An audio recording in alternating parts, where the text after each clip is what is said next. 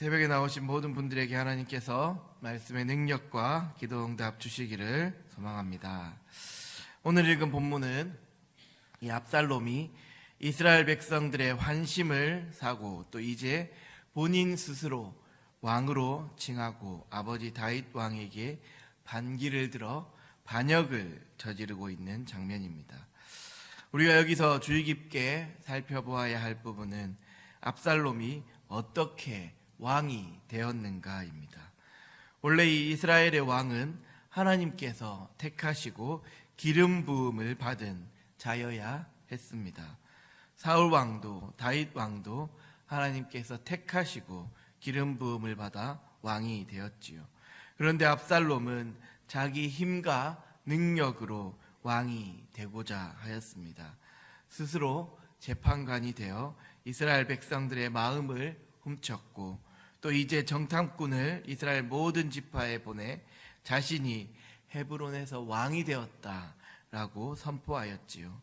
11절 말씀에도 보면 압살롬이 꾸민 모든 일이라고 하고 압살롬이 스스로 이 일을 진행하고 있음과 또 12절에서 반역하는 일이라고 표현하며 이 일이 하나님께서 보시기에 떳떳하지 못하다라는 것을 알려주고 있지요.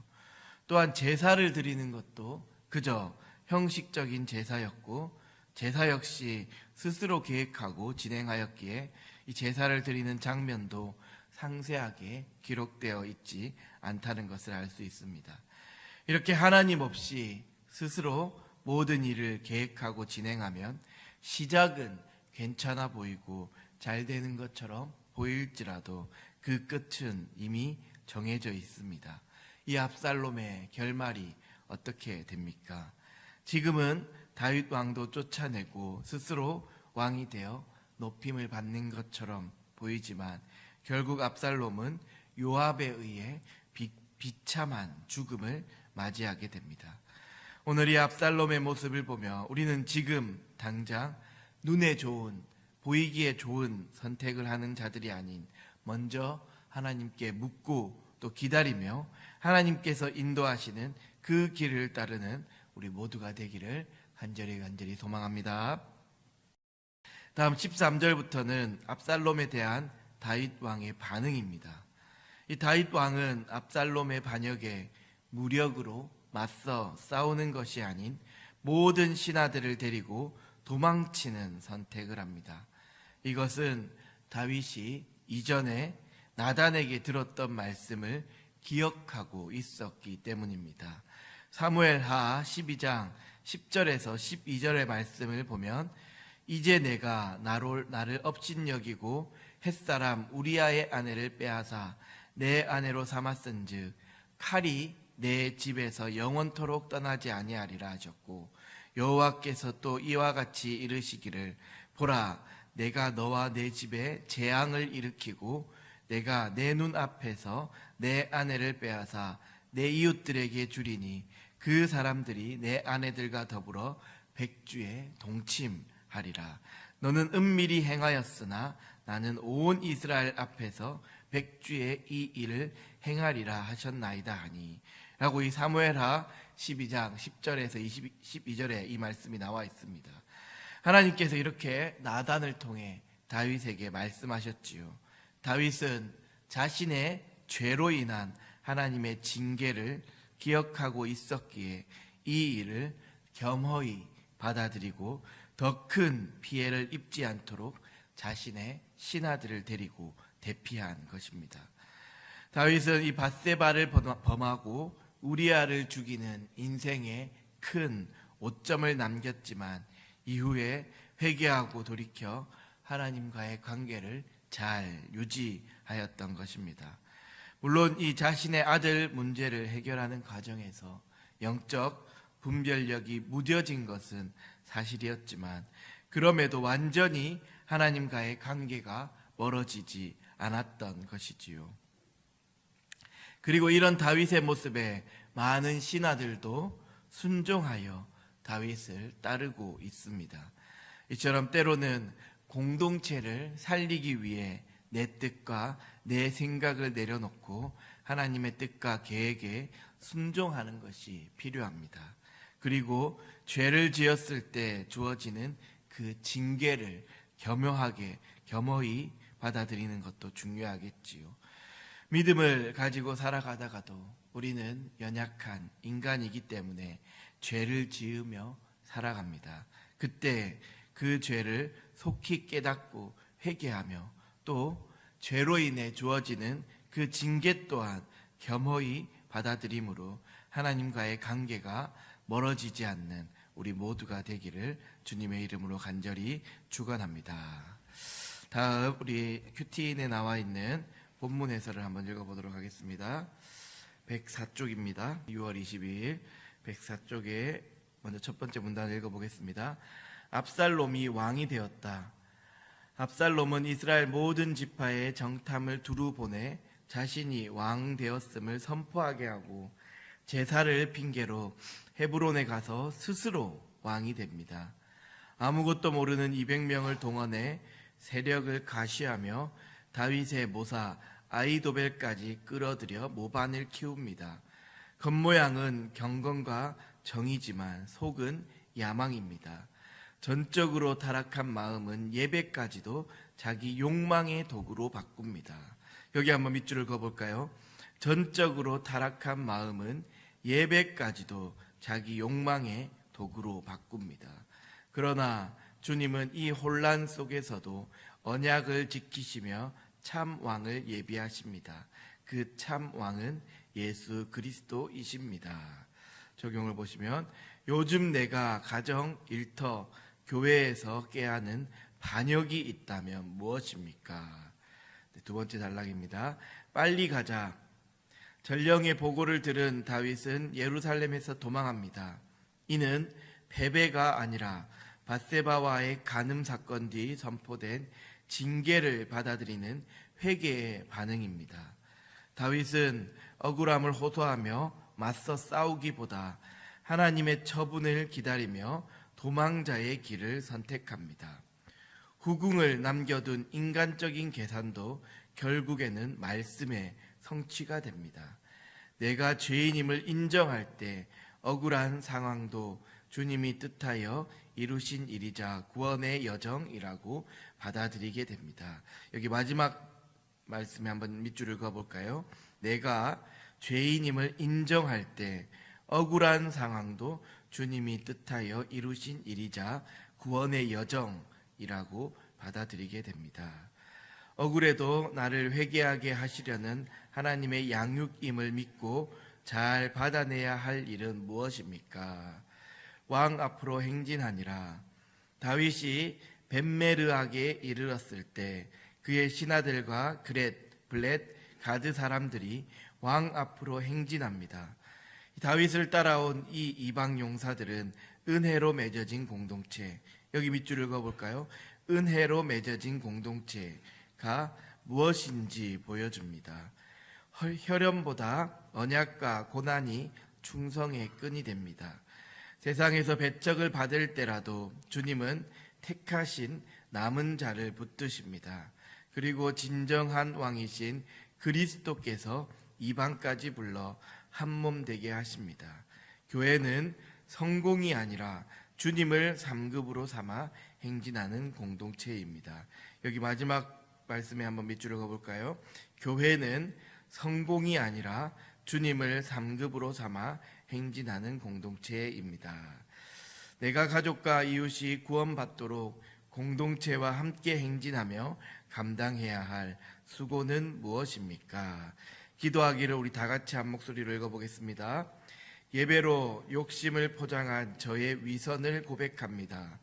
억울한 상황에서도 제 죄를 먼저 보게 하시고 혈기로 맞서기보다 징계를 겸손히 받아 도망자의 길에 순종하게 하옵소서.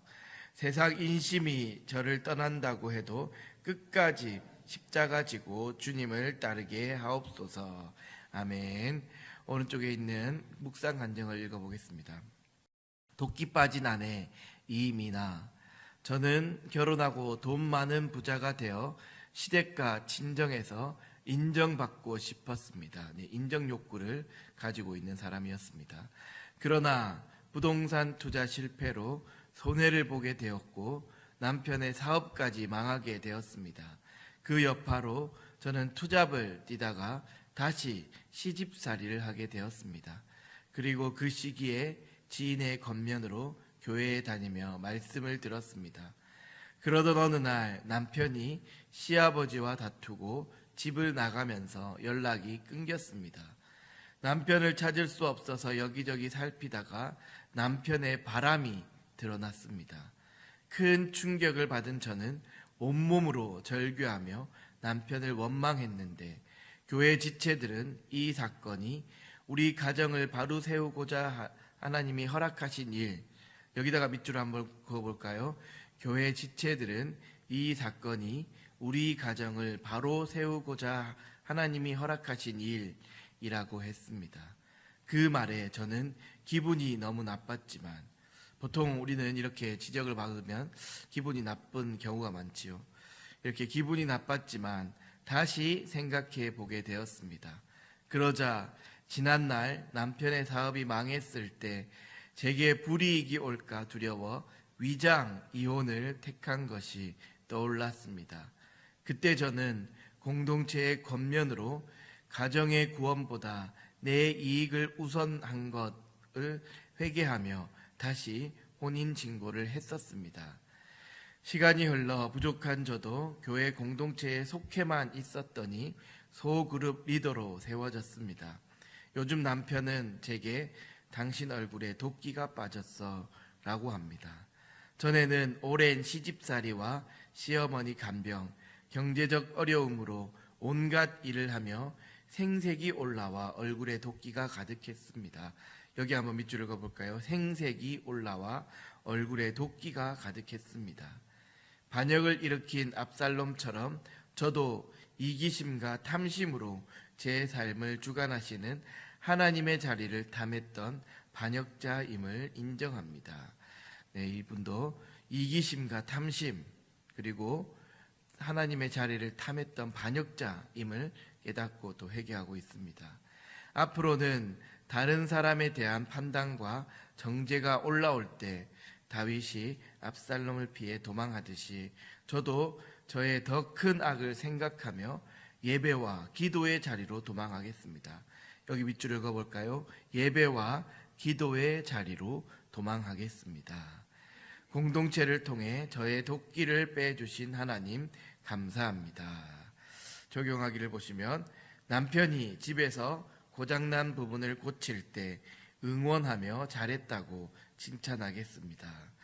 다른 사람들이 판단될 때 저의 더 큰 악을 생각하면서 정죄를 멈추겠습니다. 네, 이 시간 기도하겠습니다. 사랑의 하나님, 오늘도 주님 앞에 나와 말씀과 기도로 하루를 시작하게 하심에 감사를 드립니다. 오늘 말씀을 통해 압살롬이 자신의 힘과 능력으로 모든 일을 진행하며 왕위에 오르는 모습을 봅니다. 하나님께서 택하시고 기름 부음 받은 자가 왕이 되는 것임을 알면서도 자신의 힘과 능력으로 왕위에 올라 반역을 저지르는 이 압살롬의 모습이 우리의 모습은 아닌지 돌아보게 하시고 어떤 일을 함에 있어 내 힘과 능력보다 먼저 하나님께 묻고 기도하며 하나님의 도우심을 구하는 우리 모두가 되게 하옵소서. 우리는 연약한 인간이기에 살아가며 또 죄를 짓습니다. 하지만 우리에게 주어지는 이 말씀을 통해 속히 그 죄를 깨닫게 하시고 회개하고 돌이키는 우리 모두가 되게 하옵소서. 또한 죄로 인해 주어지는 징계도 오늘 다윗의 모습처럼 겸허하게 받아들여 나를 살리고 가정을 살리고 공동체를 살리는 그 주님의 뜻을 이루는 우리 모두가 되게 하옵소서. 오늘도 이 예배의 자리, 이 기도의 자리를 허락하신 주님께 감사드리오며 예수님의 이름으로 기도합니다. 아멘. 하늘에 계신 우리 아버지, 아버지의 이름을 거룩하게 하시며 아버지의 나라가 오게 하시며 아버지의 뜻이 하늘에서와 같이 땅에서도 이루어지게 하소서. 오늘 우리에게 일용할 양식을 주시고 우리가 우리에게 잘못한 사람을 용서하여 준 것 같이 우리 죄를 용서하여 주시고 우리를 시험에 빠지지 않게 하시고 악에서 구하소서. 나라와 권능과 영광이 영원히 아버지의 것입니다. 아멘. 이 시간 함께 기도하기를 원합니다. 어떠한 일을 함에 있어 내 힘과 내 능력이 아닌 하나님께 묻고 기도함으로 하나님의 도우심을 구하는 우리 모두가 되게 해달라고 기도해 주시고, 또한 죄로 인해 주어지는 그 징계를 겸허히 받아들임으로 나를 살리고 가정을 살리고 공동체를 살리는 주님의 뜻을 이루게 하옵소서. 마지막으로 돌봄 사역과 신방 사역을 통해 성도들이 위로를 얻고 은혜를 받아 다시 주님께로 돌아오는 영혼들이 넘쳐나게 해달라고 이 시간 주님의 이름을 3번 부르고 기도하겠습니다. 주여, 주여, 주여.